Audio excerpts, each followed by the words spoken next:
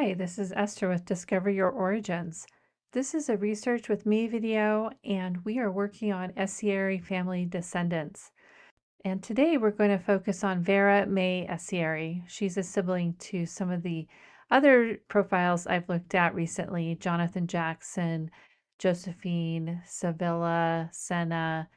So she's a younger sister to those others, and so we're going to look at her. Now, I did notice that a lot of work has been done on this particular branch of the family. And so there hasn't been as much for us to do, but we have found a few things and we've learned more about the family.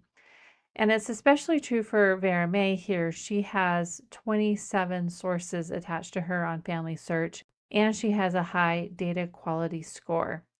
So there isn't really any major work that needs to be done with Vera Mae on FamilySearch. If we look at my Ancestry profile, I've got 11 record hints.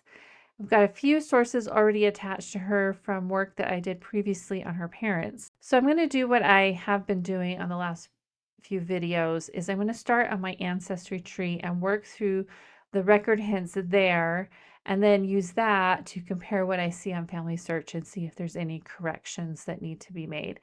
There is this weaker hint here. We'll look at that and review the sources.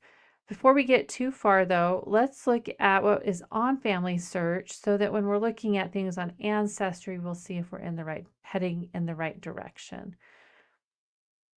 All right, so one thing I like to do is standardize the dates and places, and just so that they look the same and according to FamilySearch standards. It just helps to have consistency in the dates and the places. So let's just clean those up. Probably won't make that much difference as far as record hinting goes because we've already got 27 records. All right, let's scroll down and look and see what we've got. All right, her husband is Allie Caney Dunn. We don't have a marriage event, so perhaps we can look for that in the census. We could also try looking in the Alabama marriage records, although we haven't had very much success for these Tuscaloosa County marriages that happened before 1920. We haven't found very many, but we'll look anyway. And you can see here she's got 13 children. Very Southern names here: Burleen, Purvey Wayne, Herman Ray. Yep. So she had a large family. If she had any missing children, we'll see if we can see that, but I bet that those are pretty well accounted for. So, all right. So Allie Caney Dunn, he's got 27 sources as well. So he's had some work done on his profile. All right, I'm going to scroll up here to the top and we're going to jump over to Ancestry and just look at those record hints. We'll scan through them and then I'll attach them and we'll just see where we go from there. Okay, let's just do a quick scan here. We've got census records, 1930, 1950, and we do want to see if we can find all of the census records that she could be in. We've got a social security record for her child. Okay, there's 1940, 1920. We've got a photo of a headstone, a couple of those. The Jeanette community tree. I'm going to ignore that for right now. If I need to look at it later, I can. Okay, Social Security. That is actually for Vera with her married name. World War I draft card for her husband. We've got a story here for Vera in 1921. We might take a look at that as well. So I'm going to go ahead and go through and attach all of these and then meet you on the other side.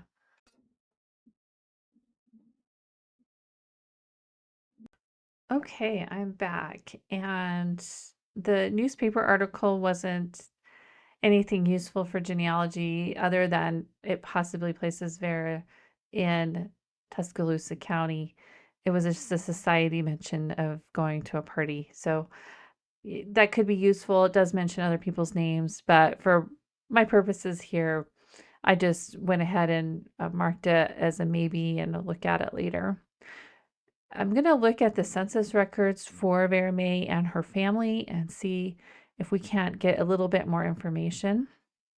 Also, when I added the children, I am counting 14. Oh, I can see I've got a duplicate here. Okay, so there's 13 children. Purvey was listed as a girl in one of the censuses, so I might need to look at that one a little bit more. Pretty sure that it's Purvey Wayne as on FamilySearch. But let's start with the 1910 census. She would have been listed as a child. We'll just look at the indexed record here. Yes, Vera. She's the youngest child here in 1900 with her parents. So let's move on to 1910. She's not married yet, so she's still living at home. Okay, so we'll just go ahead and go to the 1920. And I think she's married by now. Yep. And she's got some children. So let's look at this one and see what their family is doing. In 1920, they're in New Lexington, Tuscaloosa. All right, here we go. Here's Allie Dunn and Vera, and then they've got Elma. I think that's supposed to be Elmer, Claudie, Berlin, Purvey. I can see how this is probably where this got mixed up because it was written originally as daughter and then crossed out and changed to son. That's probably where that was. And then he's 2 years old and 3 months. And then Herman Ray is 1 year and 1 month old. Okay, so let's see. They're renting their home. And let's see if they're farming. That's what most of them were doing. Yep. Farmer on their own account. Okay, so they were farming on their own at that point. And this doesn't give us any marriage information, although their oldest is 7 in 1920. So that means they were married around 1912, 1913. So we'll look at the 1930 census. That does give us some marriage information. So let's go back and we'll look at the 1930 census because this gives us the age at marriage, I believe. So let's look. We'll also see if they have a radio. Chances are they don't, but we could get surprised. So let's look. All right, here we go. So here's Allie Dunn and Vera. And then there's a bunch of children. Here's Purvey. He's a son. Got a little mix up here with the ages for Purvey and Claude. So here's Allie and Vera. Let's look at the column for their marriage age was 30 and 19. So let's just get a calculator here. So we're in the 1930 census and Vera is 37.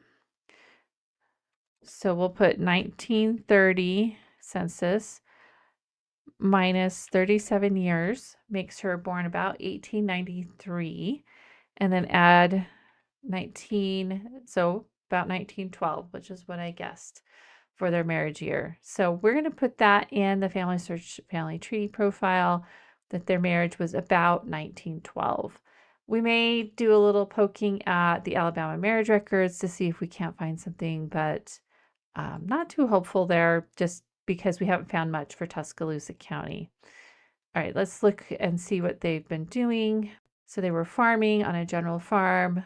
Their kids, several, looks like 4 of them were laborers on the farm. Okay, and I don't know if you noticed, but the radio column was blank and they are renting their home. So in New Lexington. Let's go to the 1940 census. So they're getting on the other side of the Great Depression. All right, so and they are in Hale County. So between 1930 and 1940, the family moved from Tuscaloosa to Hale County. So they probably were just trying to survive. So here they are in Hale County. They moved sometime between 1930 and 1940. Probably during the Depression, looking for a way to continue to farm and survive. There's Vera at the top. And if you see an X next to a name, that means that she was the one that reported the information. On the previous page is probably her husband. So let's go down here and look. Yep, here's Allie, done. And he is farming on his own account. So they just found another place to live and started farming again.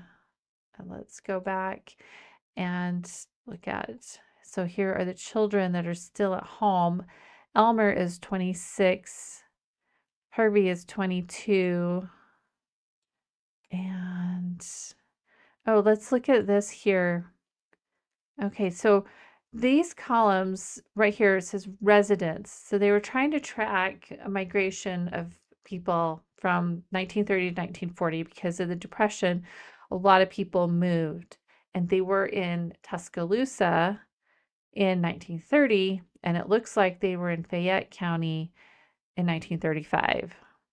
And then they came to Hale County. So they moved a bit, and the Depression really was a motivating factor for why families moved. And that's why this question is really relevant for the 1940 census, is trying to track where people went. And so if we were to put that on a map, we could probably see their route. And some of Vera's family also followed a similar migration out of Tuscaloosa. So I'm not sure what all was happening in Tuscaloosa other than they were probably farming cotton. There was the cotton mills, and there could have been a downturn in that industry. All right, let's go to 1950. They are still in, let's see, did they move back to Fayette? They moved back to Fayette. So they went from Tuscaloosa, Fayette, Hale County, and then back to Fayette by 1950. So they did move around quite a bit. It looks like Allie is still farming on his own account. He's got 2 sons at home, and it looks like they are working at a factory, a planer mill, working on a saw. And then here's Berlene with her husband, Grover Corbin, and her children. They're right next door.